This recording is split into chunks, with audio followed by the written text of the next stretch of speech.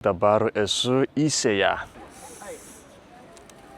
Ir atėjau į Įsės šventyklos vidurinę šventyklą. Čia yra įėjimas.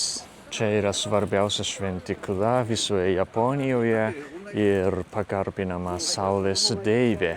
Ir čia yra Isuzu upė ir senovėje žmonės čia apsivalydavo prieš lankydami šventyklą. Ir šventyklos teritorijoje yra toks didelis miškas ir tai būtent Sengirė. Čia yra vieta, kur žmonės senovėje apsivalydavo. O tai labai šaltas vanduo, bet labai gaivina. Labai ilgas kelias į pagrindinę šventyklą. Ir čia yra pagrindinė šventykla, kur Saulės deivė yra pagarbinama.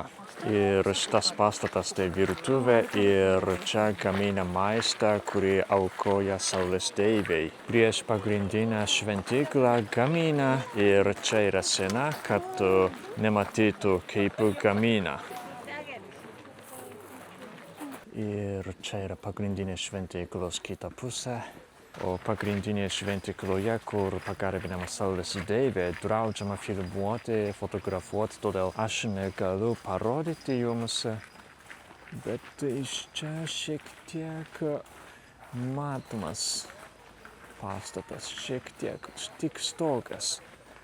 Bet labai blogai matosi.